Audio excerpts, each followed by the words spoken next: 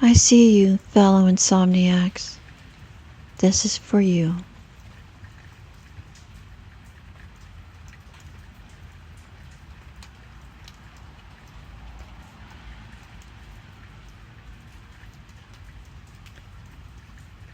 There once was a chair, a very bad chair. It sat in the upstairs den behind my grandfather's desk. It was nothing special, just a lumpy recliner with claw feet that sometimes wandered out into the hallway. If my grandmother found it during one of her endless excursions with a feather duster, she would shake her head and move it back behind the desk, telling me I shouldn't touch my grandfather's things. But I never went into that room. It had all the allure of an abandoned bus terminal, old and musty with dark things growing in the corners. Other than that, the summer was going well. That is, until the morning my Aunt Audra showed up on the front porch step. We stared at each other, the Florida sun beating down on us, the ground misting as the previous night's rain curdled on the pavement. She pushed twiggy sunglasses down the bridge of her nose, her wide hazel eyes peering at me from above the frames. "What are you doing here, twerp?" Grandfather appeared beside me in the doorway. "He's spending the summer with us." He paused, then placed his arm around my shoulders. He was invited. She scowled up at him as she stood in the sweltering sunlight. He glanced beyond his daughter to the gold Super Beetle parked in the driveway, her belongings jutting out of the windows and sunroof. "I guess you're staying then?" Her answer, a tight little smile. He motioned her inside, not offering to help bring anything in. It wasn't long before Audra commandeered the den. She fought the gloom with an army of candles, not caring where the wax dripped. Then she thumbed through his books, swapping out volumes of Thoreau and Whitman with dog-eared copies of Plath and Vonnegut. Fuming, he watched her lug in a blue Remington typewriter and plop it onto his desk.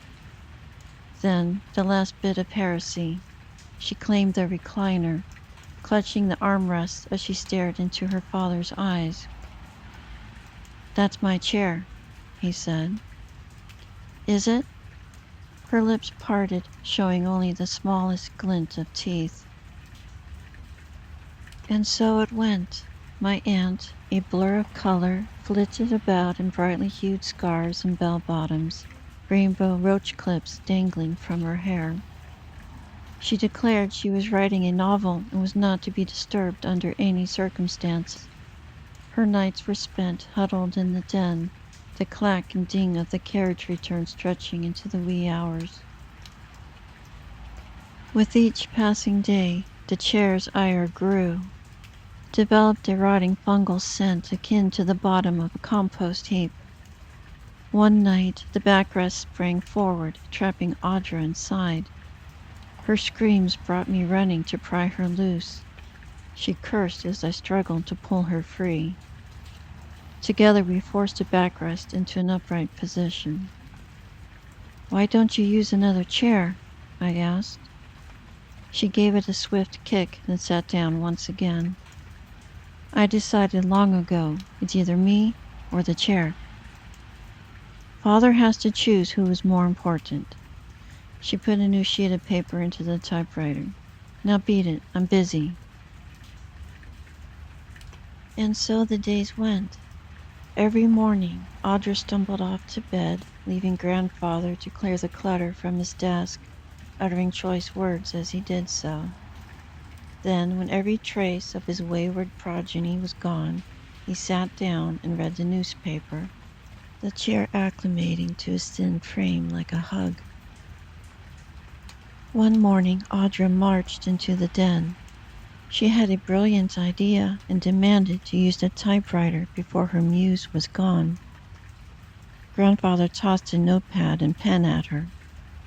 "The mornings are mine." "Father, I need the desk." He turned the page of his newspaper, not looking up from the obituaries. Audra's gaze wandered, then focused on grandfather's stereo system. Flip-flops flapping, she crossed the room. She rifled through grandfather's pristine record collection, then chose one that stood out like a sore thumb and placed it on the turntable. Looking over her shoulder with a wicked little smile, she cranked the volume all the way to the right. Purple haze crashed through the room, pounding on the windows, knocking the popcorn from the ceiling. Grandfather didn't say a word. His face said it all. Audra watched as he approached, his eyes never leaving hers as he dragged the needle across the record with a piercing screech. Then he dragged her out of the room and told her to get a job. Any job, as long as it got her out of the house and away from him. Audra's face, pale beneath the drugstore blush, showed no remorse. She fled back into the den, slamming the door behind her. Then we heard her say, "So, you'd rather listen to Mozart, would you?" Followed by the crack of a record being broken in half across her knee. A series of crashes and splintering vinyl ensued, one after another, his collection destroyed. My grandfather stood quietly by, breathing through his teeth. It wasn't until he heard the recliner being dragged across the room that he raised his chin, his eyes dark and empty of anything other than love for that damn chair. He tried the door, but it was locked. "Audra, don't you mess with my chair." It went quiet. We put our ears to the door. Then a pounding as she hit the chair with something hard. The color fled from grandfather's cheeks. "What are you doing, Audra?" "It's just like you," she called out. "It won't bend." Finally, a loud crack and the sound of the chair being dragged back to the desk. The keys of the Remington began clacking at a frenetic pace. "I'm warning you," grandfather said. Clack, clack, clack. Grandfather looked at me. "You have nothing better to do?" "Not really," I said, as I kept my ear pressed against the door. Grandfather threw his arms in the air. "I'm going to find the key."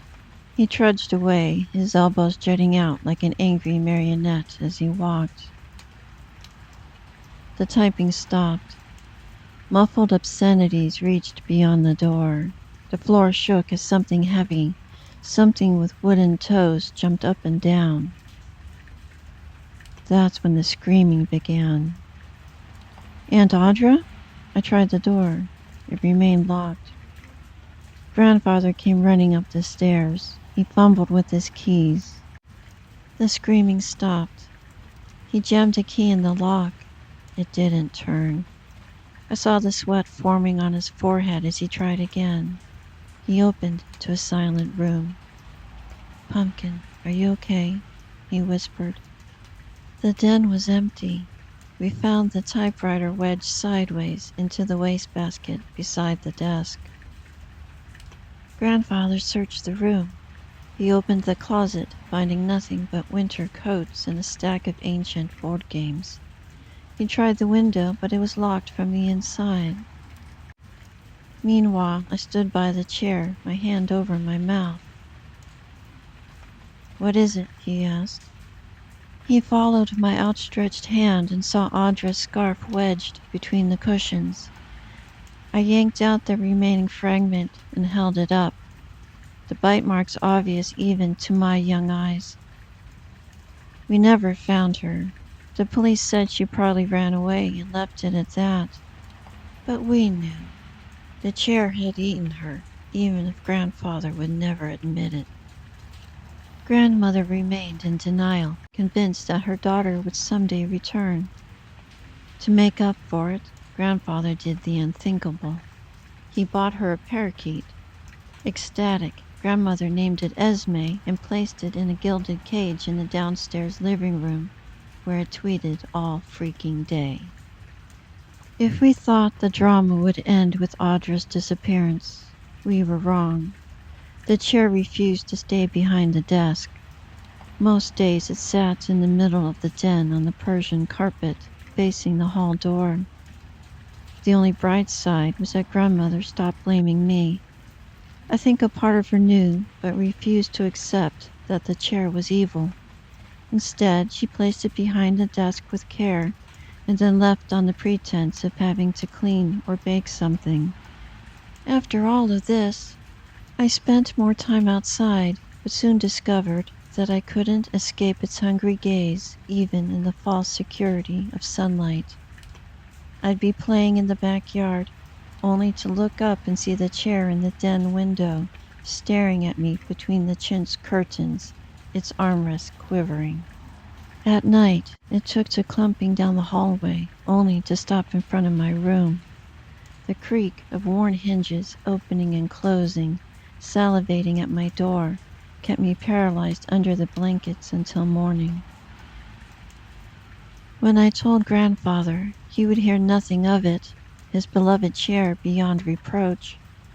So I suffered alone, knowing the chair had acquired a taste for blood. I just didn't want it to be mine.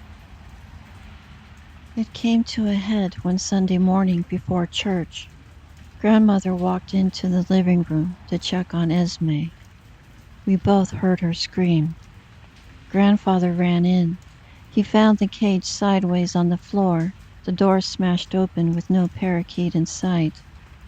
I backed slowly up the stairs to the second floor.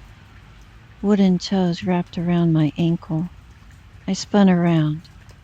The chair, short and squat like a bull terrier, waited at the top. Blue and yellow feathers scattered across the seat cushion. A delicate hand gripped my shoulder.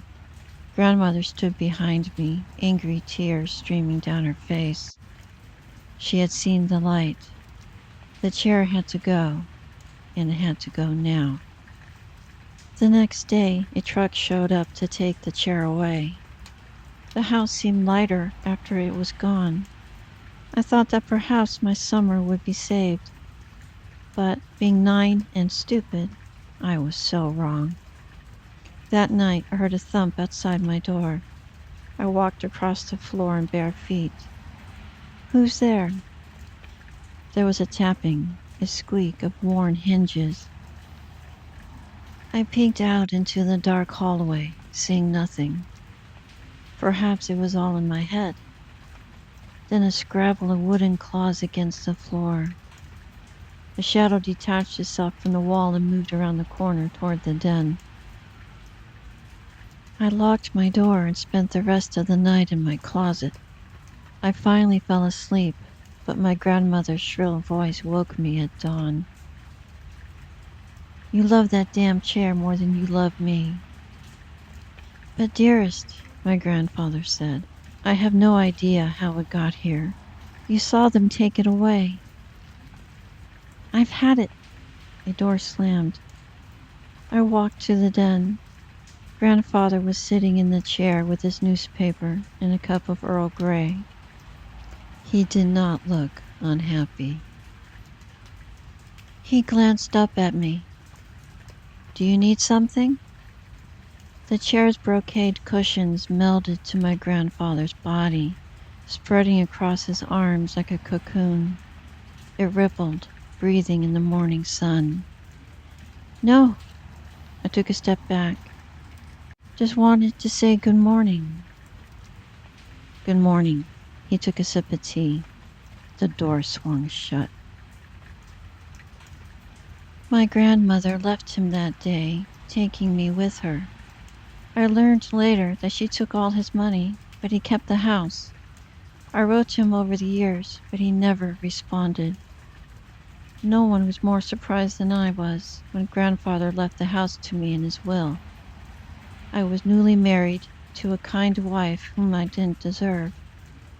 I told the lawyer I had no intention of living in that house. No way, no how.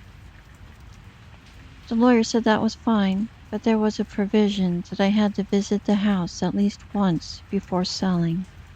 She met me at the door with an envelope. The letter read, Dear Michael, you may do with the house as you wish on one condition. Please pay your respects by reading the paper in my chair one last time. It would mean the world to me." "Are you serious?" I asked the lawyer. She shrugged her shoulders. "I don't want to sit in that chair." "Then don't. You can walk away." I stood in the doorway, a benevolent sun shining in, giving the house a warm glow. "So I can't sell the house unless I do this?" She checked her paperwork. "It is unusual, but yes, those are the terms. Any idea how much this house is worth?" She handed me an appraisal. I went pale. I could do this. 5 minutes later, I was standing outside the den. The lawyer had remained downstairs to go through the mail. The chair stared up at me, breathing in the shadows that pulled along the floorboards. It gave a little hop. I almost ran downstairs. Almost. If I sold the house, I'd be debt-free and have money left over for the baby that was on the way. I squared my shoulders and pulled a chair out from behind the desk. I sank into the cushions. The chair curved around me, purring. It leaned back slightly, just the right angle for an aching back, the sigh of 100 summers in my ears. It occurred to me, this was a good chair, a very good chair.